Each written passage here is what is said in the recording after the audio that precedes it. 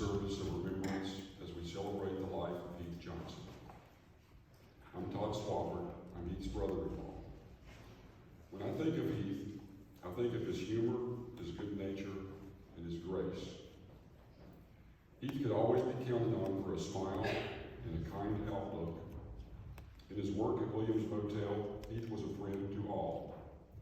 The Council of Churches, who assist those in our community most in need, always found a dependable ally in Heath, as he found room for the homeless at our motel. Heath was a strong person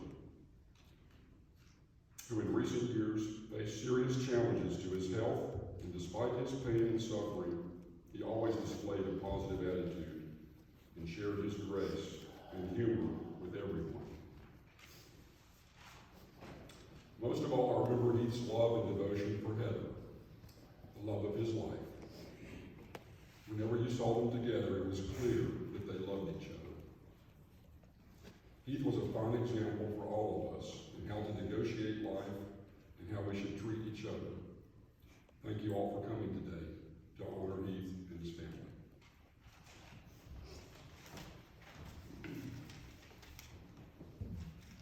Thank you, Todd.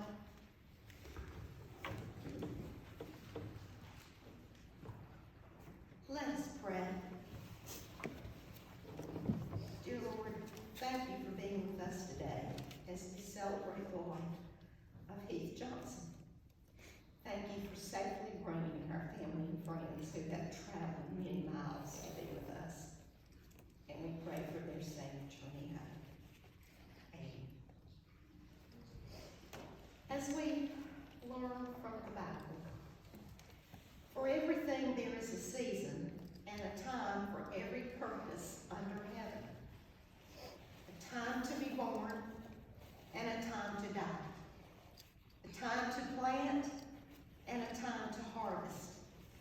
A time to break down and a time to build up. A time to weep and a time to laugh. A time to mourn and a time to dance. A time to cast away stones and a time to gather stones. A time to embrace and a time to refrain from embracing. A time to seek and a time to lose. A time to keep and a time to cast away. A time to tear and a time to sow. A time to keep silent and a time to speak. A time to love and a time to hate. A time for war and a time for peace. Now I know mothers are prejudiced, but he was the sweetest, cutest baby you have ever seen. He had blonde hair, it was almost white, and big blue eyes, and the cutest smile. He was a good baby. He slept all night when he was 2 weeks old. He was a rock. Before he could sit up, he would get on his hands and knees in the crib like this, and he would rock. And he would go, and he would rock. Then when he could sit up, he would sit against the back of the crib. And he would bang against the back of the crib. And it would be like, bang, bang, bang. Had a knot like this on the back of his head. And I took him to the pediatrician, and the doctor said, if it hurts, he'll stop. So he just kept rocking. Well, back then we lived in a house that had hardwood floors. And the crib was on wheels. And the child could take that crib anywhere in that room he wanted it to go. It was an older house, and it had a mantel, it had a closed-up fireplace, but had a mantel in that room. And he could bang that crib up to that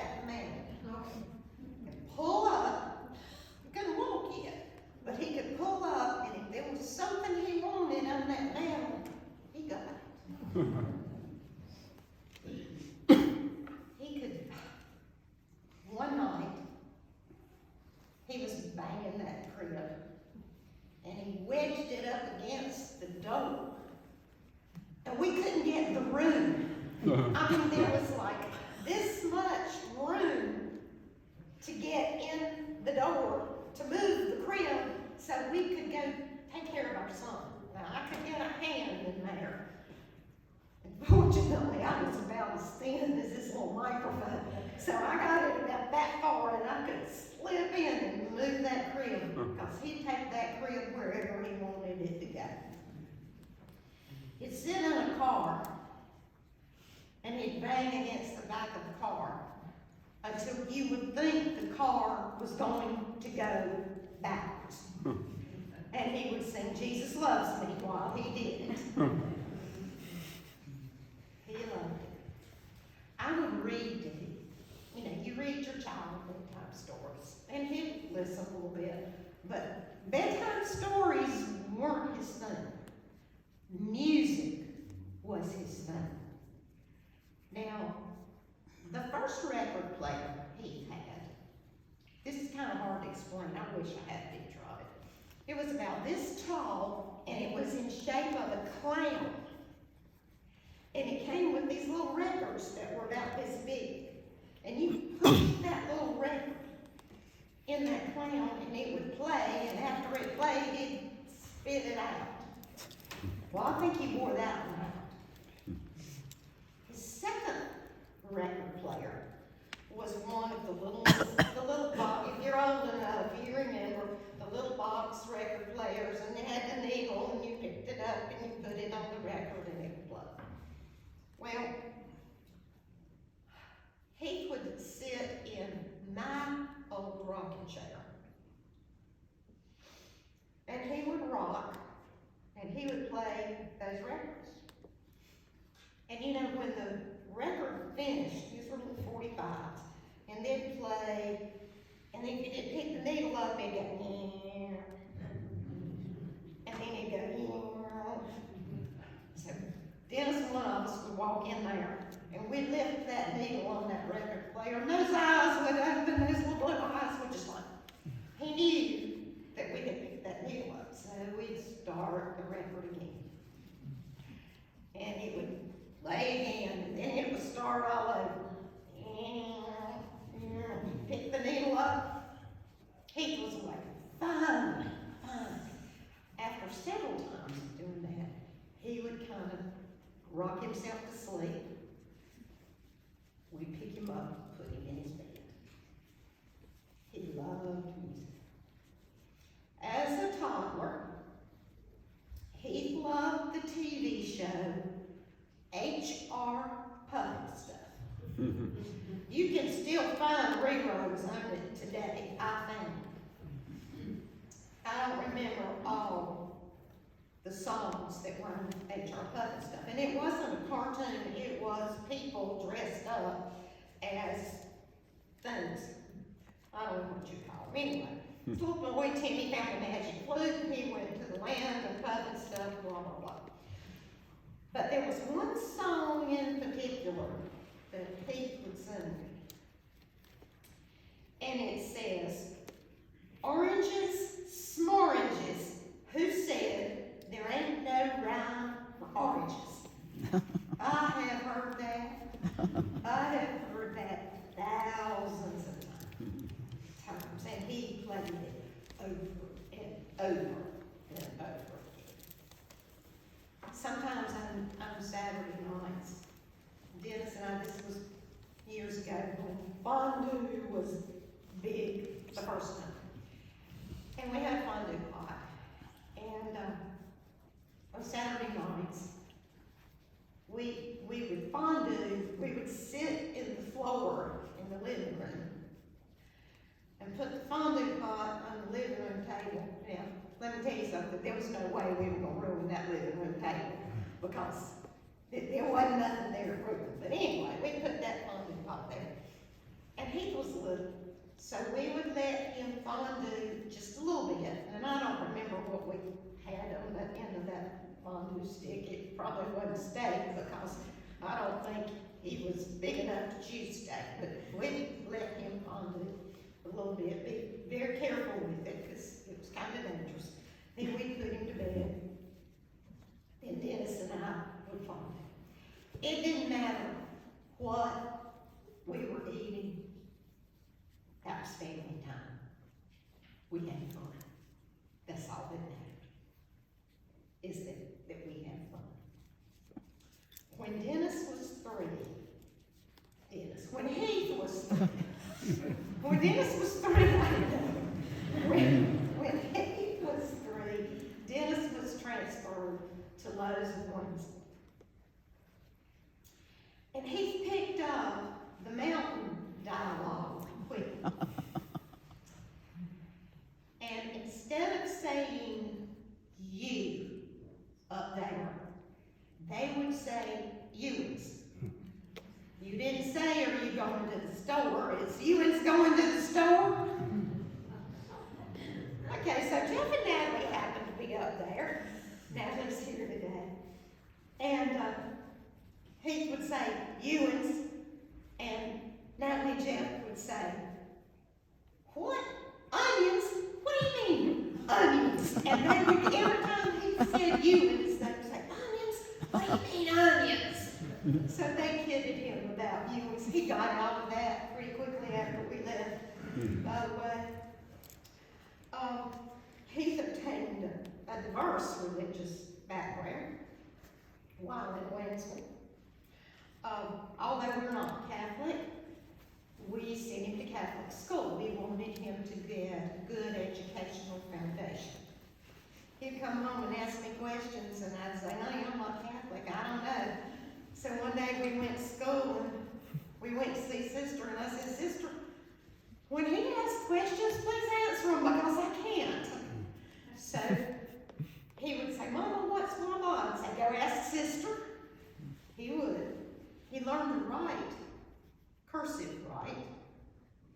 I don't think people do a lot of that anymore, but he'd come home and he would say, make a J, and I'd make a J, and he'd say, that's not right. I said, what do you mean? He said, that's not the way Sister does it.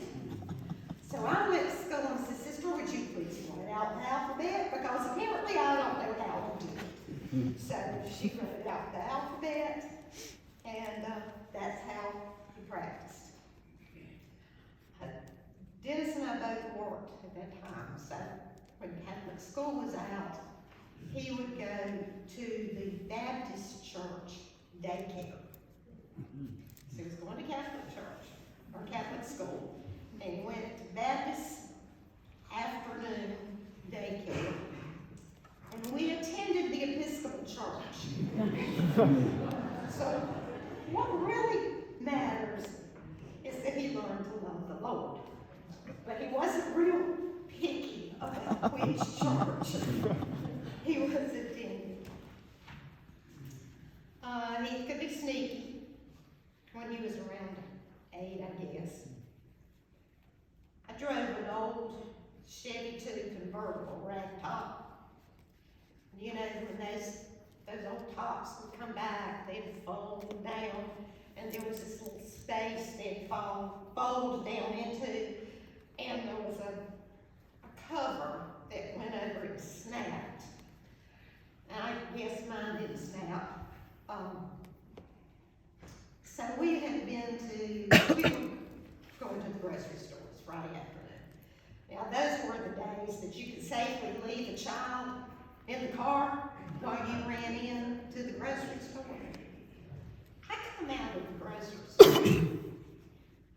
Here's Heath, head first, down in there, because he pretty much knew whatever he was getting for Christmas was in the back of that car, and he was going to find it. Now the train set was in the back of the car. I don't know if he saw it or not, but he was sure in there digging, trying to find it. Occasionally, he would get into a little trouble. This was also in Waynesville.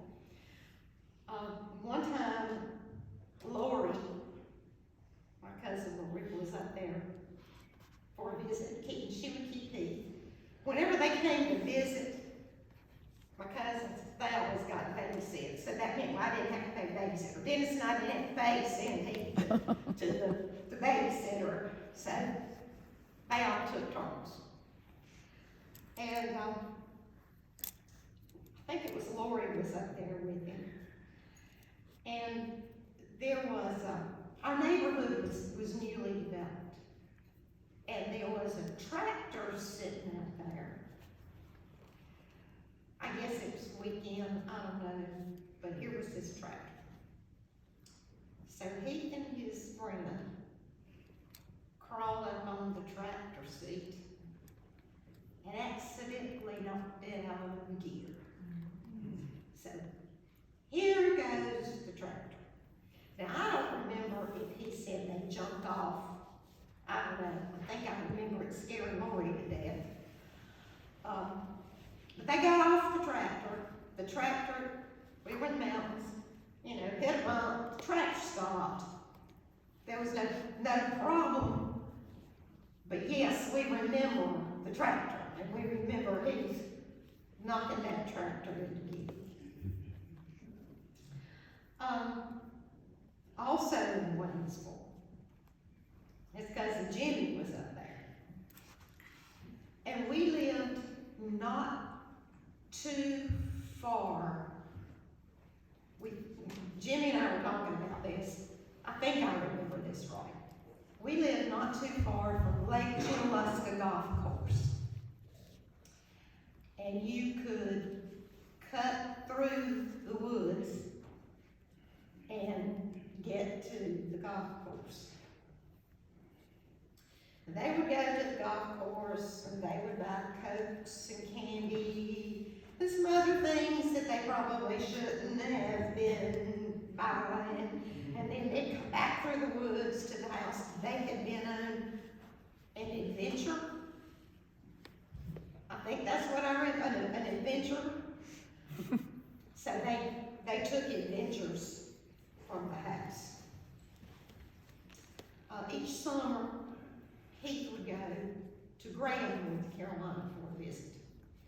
Dennis and I both grew up in Graham. We've known each other all our lives. And he would spend a week with the Johnson family, and then a week with the Basses. That's my family. And after, when Heath was with my family, you gotta understand that yes, I was an only child, and no, I'm not spoiled, but Heath was an only child, and no, he wasn't spoiled, but if I asked my daddy for it, or if Heath asked my daddy for it, it pretty much got done. Anyway, Heath was there. They had dinner, supper, whatever you call it in your family. And Heath would say, "Granddaddy, I want a Nutty Buddy." I don't know if you know what Nutty, I don't even know if they still make Nutty Buddies, but they're ice cream cones. You buy them in the grocery store. They're like a waffle cone, and they got some ice cream in them. My daddy didn't matter what time it was. Didn't matter if it was bedtime. Daddy went to the store. He bought Nutty Buddies. He brought back home. I imagine when he got to heaven, my daddy was standing there with the Nutty Buddy.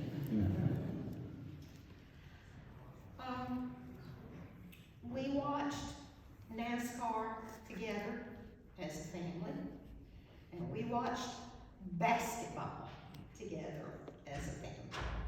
When we watched NASCAR, his favorite driver was Bobby Labonte. Or in Heath's words, it was Bobby Bubani. We watched NASCAR. While we were living in North Wilkesboro, he played soccer for a little while. That was fun. He liked soccer okay. But he liked basketball better. And so he started playing basketball, first at the YMCA, and then at school. And when soccer started interfering with basketball, he stopped playing soccer real quick. Took tennis lessons too. That didn't last real long, but he took tennis lessons too. got a picture of him in the newspaper that we gave him. He's playing tennis. We went through our share of pets. There were two special dogs. That was Pebbles and Sandy. Now, Heath would tell you that Sandy followed him home from school one day. I mean, we lived right down the street from school. He could walk or ride a bike. I think he was riding a bike. And he found this little stray dog. And later he told me that to make sure Sandy followed him home, he took a wad of bubble gum, I imagine one he'd been chewing, and he held that wad of bubble gum down so that dog could smell it. So Sandy followed him home so he could have his dog, but the way the dog got to the house was by following the chewing gum. He won a guinea pig in 1st grade. I think, if I remember correctly, what happened is that they had a guinea pig at school, and it was the end of the school year, and they didn't know what to do with the guinea pig, so they drew names as to who got the guinea pig, and we were the lucky family that got the guinea pig. And we were real creative.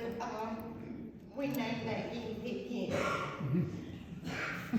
We had guinea a pretty long time. They live longer than you think they do.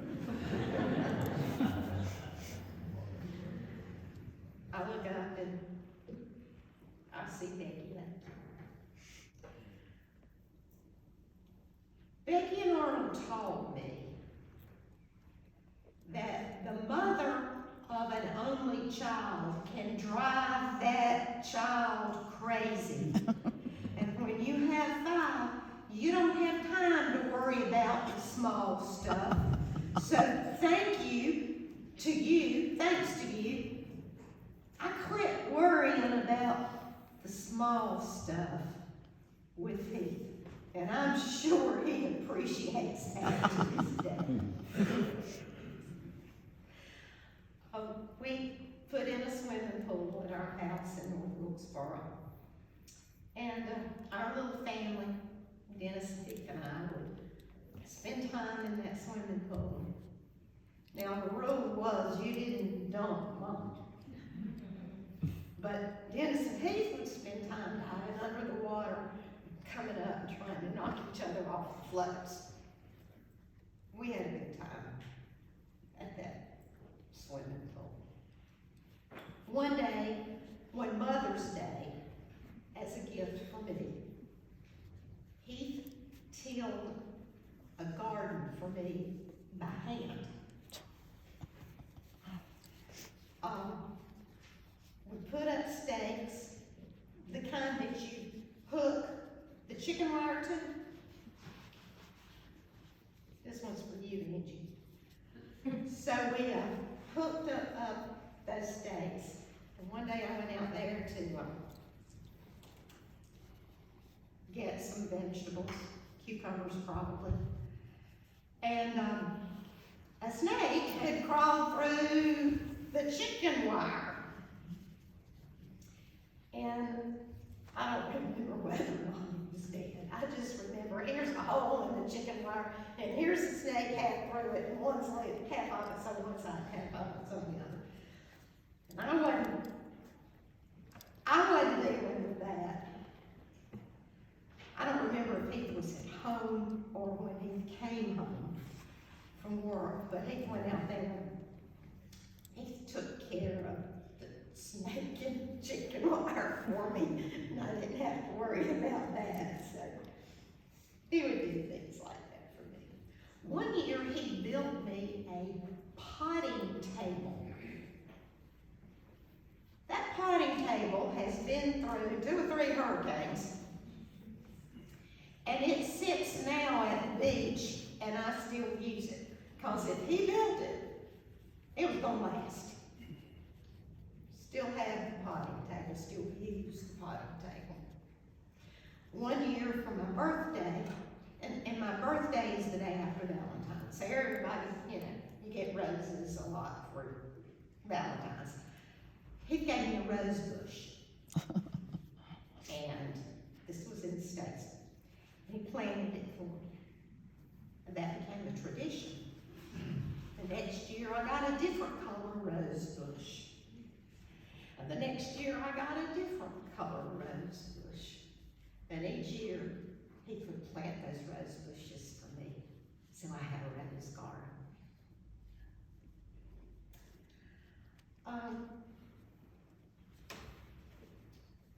As an adult, he started playing golf with his dad. They bonded over golf. They had many great times together on the links. They'd come home. I'd say, well, how'd y'all do? Now, Dennis always says, terrible, terrible. And I'd say, oh, he'd say, terrible, terrible, but he did pretty good. So he was kind of getting the swing of things.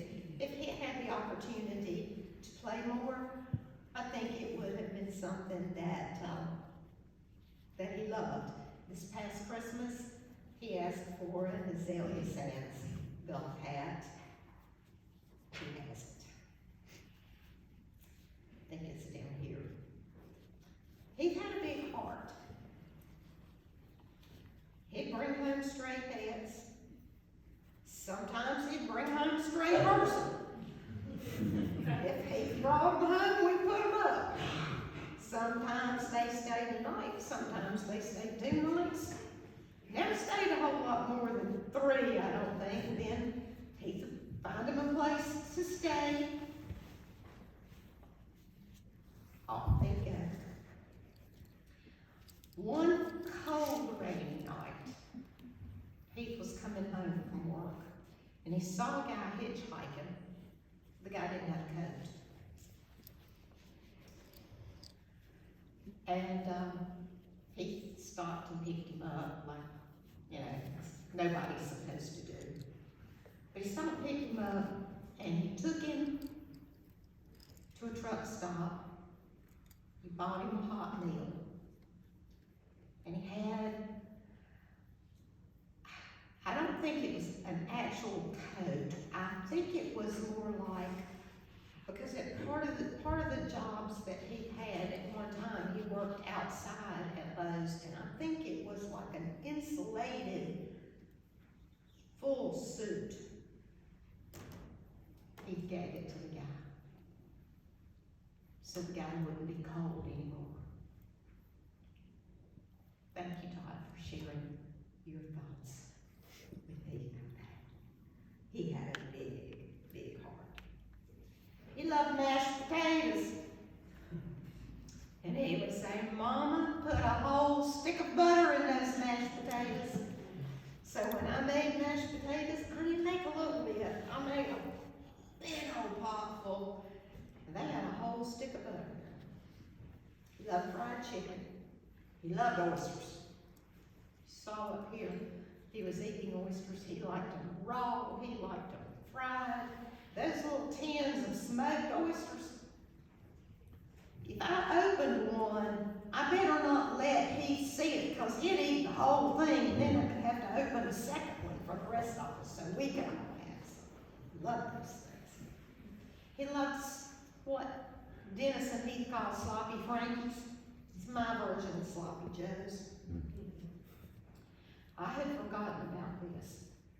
I think Robin reminded me of this. He loved French chocolate pie. It's an old recipe. Came on the back of a Cool Whip container, and I think I stopped making it because it had raw eggs in it. But he didn't want birthday cake, he wanted French chocolate pie.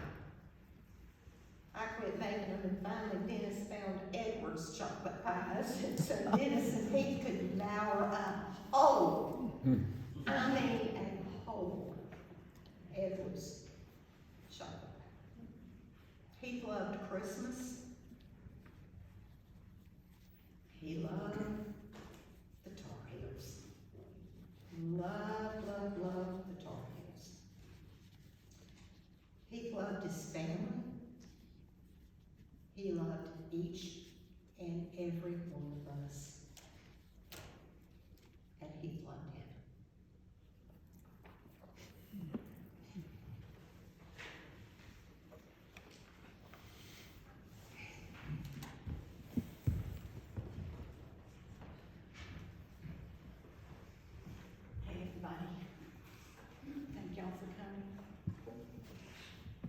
Heath and I met as early as 5th grade at North Wilkesboro Elementary School. We went to middle school together at Woodward Junior High, and then we went on to Wilkes Central High School. We knew each other and often spoke, but never really hung out in the same crowd. Well, a lot of time went by, and we reconnected at our 25th class reunion. Well, while we were dating, he told me this story. I remember you kissed Kelly Harville on the steps outside the cafeteria at Woodward. He said, well, I wish that could have been me. I replied, no, you didn't, and I never kissed Kelly anywhere. Well, it became an ongoing joke with us.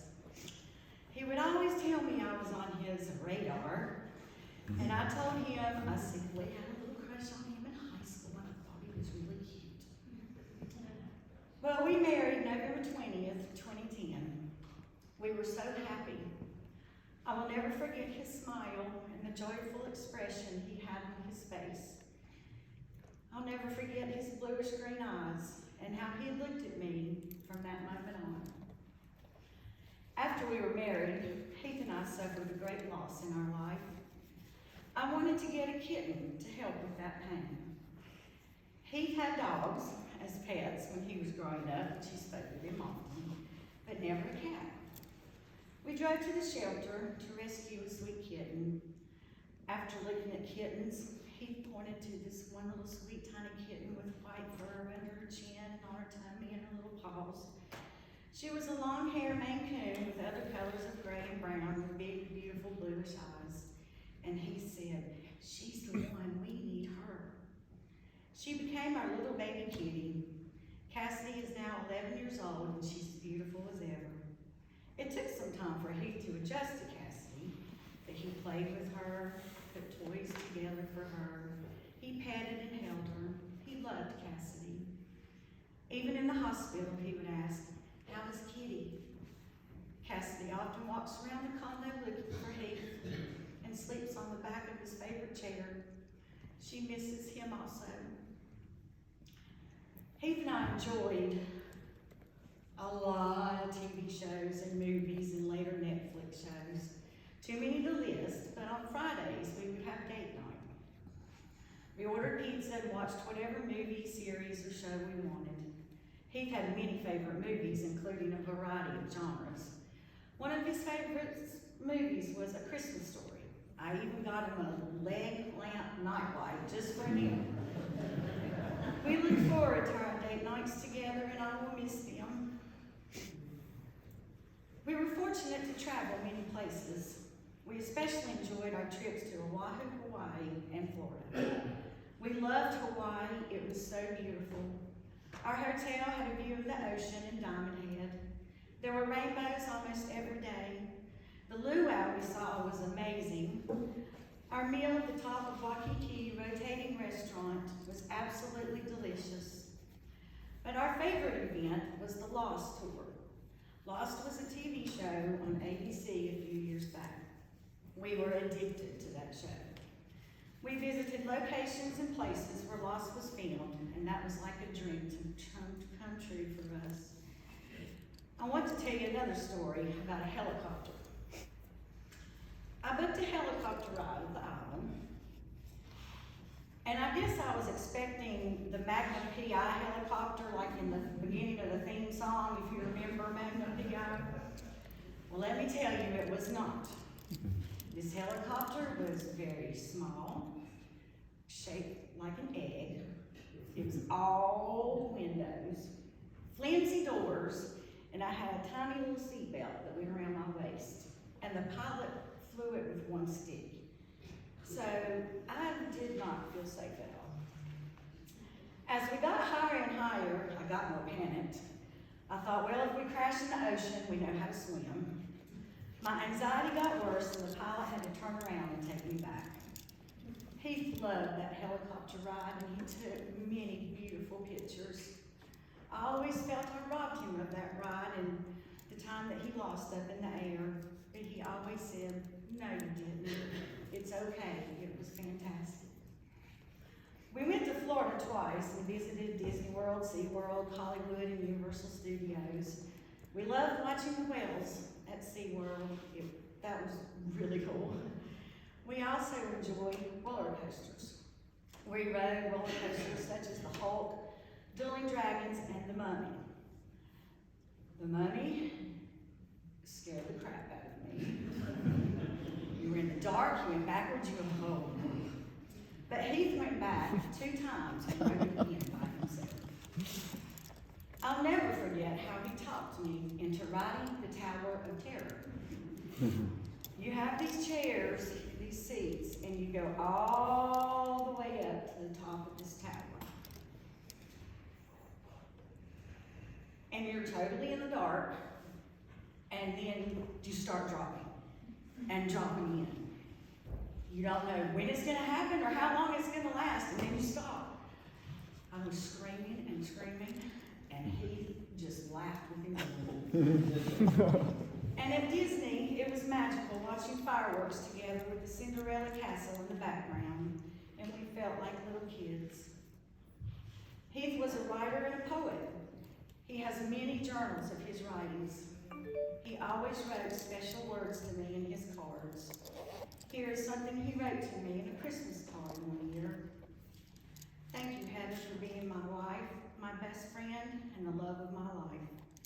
I will forever treasure these cards and the words he wrote to me. Heath took pride in being the manager of Williams Motel. Some days he would call and say, "Something's come up at the motel and I will be getting home late," which was fine. He wanted to make sure things were taken care of before he left.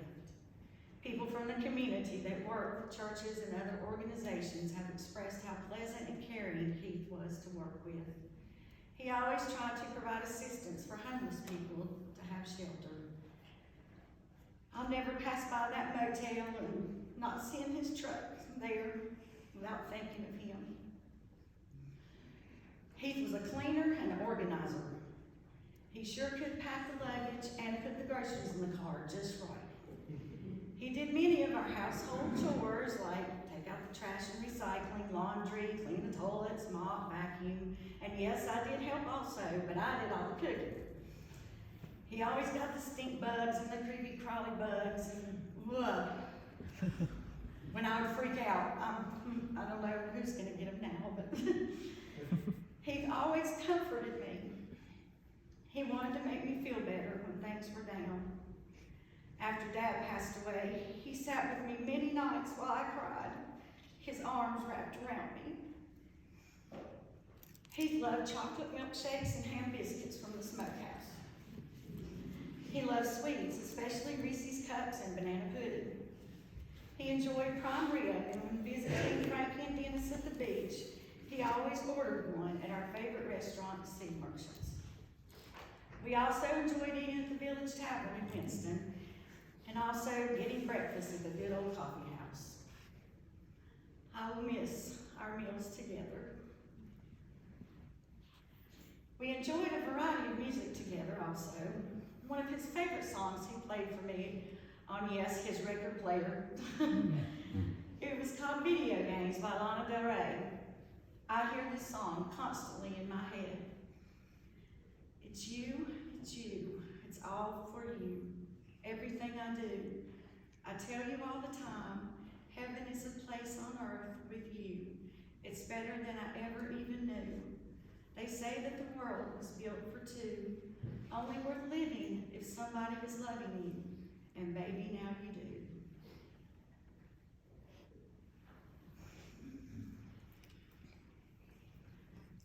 Heath and I shared the love of sports.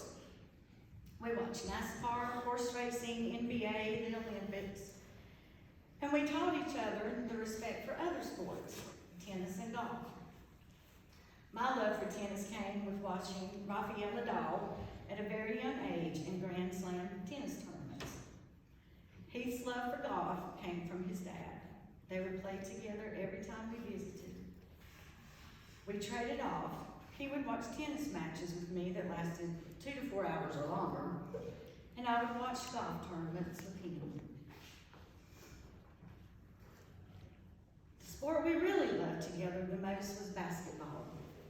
Duke and Carolina basketball. We all know the rivalry. When we first got married, there were times during games I was like, how did I marry a Tar Heel? Anyway, his sportsmanship was way better than mine. He was calm and never said a bad word about Duke or any other team. I, on the other hand, was crazy screaming during games. I will say I calmed down somewhat during games, and I did not say choice words as much because of my love for him and his team. One of his dreams was to see UNC play in the Dean Dome. I made that happen for him, and he was on top of the world. He was absolutely ecstatic walking through the museum. I'm so glad I could do that for him, and he will never forget it. We had the privilege of attending ACC tournaments, mostly in Greensboro.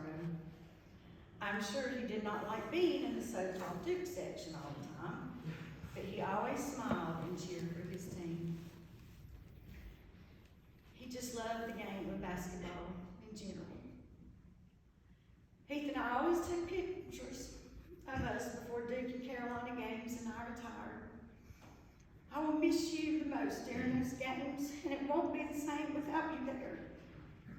It was so precious to us.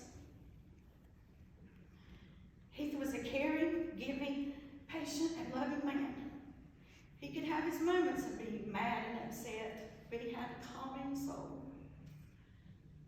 A few of his favorite things are on the table in front of me. His UNC and Azalea Sands Golf Club caps, a picture of his parents, one of our wedding pictures, the rainbow picture he took after the tornado here in Wilkes, the UNC basketball with MJ's autograph my dad let him have, his Dana Lorraine album, and the pocket watch I gave him on our wedding day that says every second matters. He loved the ocean, and he wrote a poem called The Old Atlantic. He always told me to put something in there, and I will, sweetie, I will. I'm blessed with our friends and family for your thoughts, prayers, support, and love, especially my in-laws, my brothers, and my mom, who's been my rock. Thank you, Dennis and Frankie, for giving me the greatest gift I have been blessed with, your son Heath. I miss you, and I will love you always. You are my best friend, and we love each other unconditionally. I'm not sure what I will do without you. I feel lost, empty, lonely, and my heart is breaking. I miss your voice, your hugs, and your kisses. But in time, I will survive through your love and knowing that you are always here with me. You dribble on up there, honey, dribble on.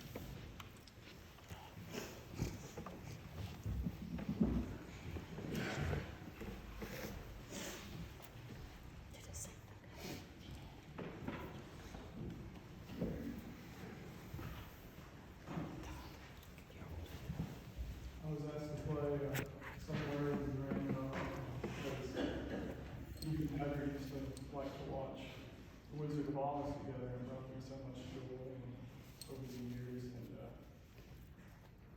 just had this feeling with the past service that he is now somewhere over the rainbow and watching this and giving so much joy.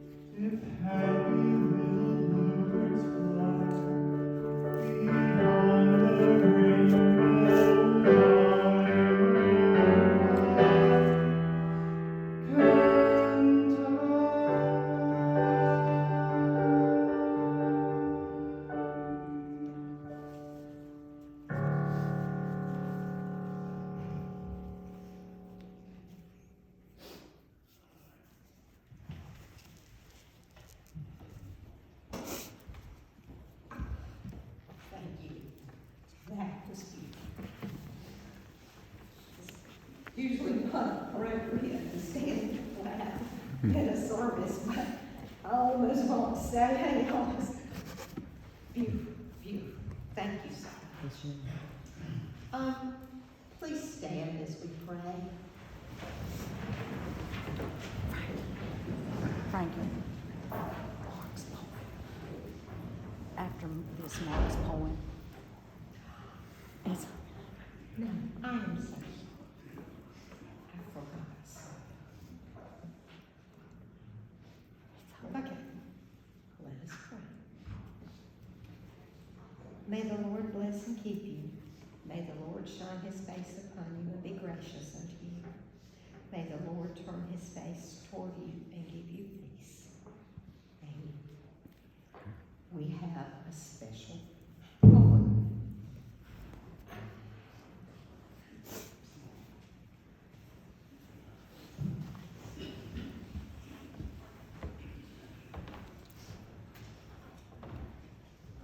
Hey, good afternoon, everybody, and thank you for coming. I'm Heath's brother-in-law, Mark, and Heather asked me if I would read this poem. One of my main touch points with Heath that I think some of y'all can relate to is a long time ago we were teammates on the Orange Wiley Recreation Basketball team. It was proudly sponsored by Pilot Life. At least my recollection is we never lost a game. You may remember that differently, but Heath and I always had that connection and talked about it, and just been thinking about him and you, Heather, a lot.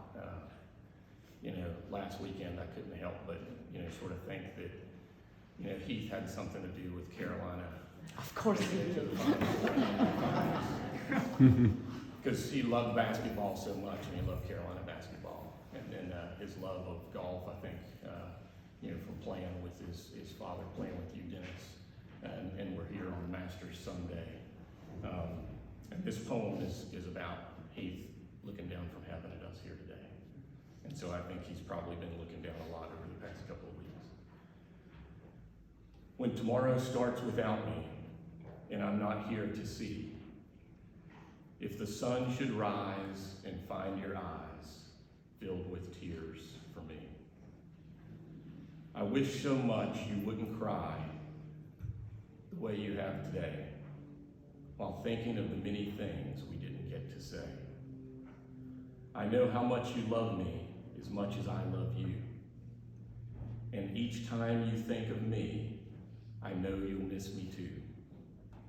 When tomorrow starts without me, don't think we're far apart.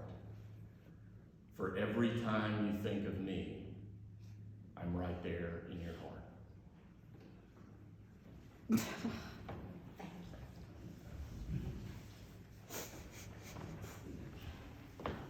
And he's up there laughing, saying, okay, Mama, you can mess it up.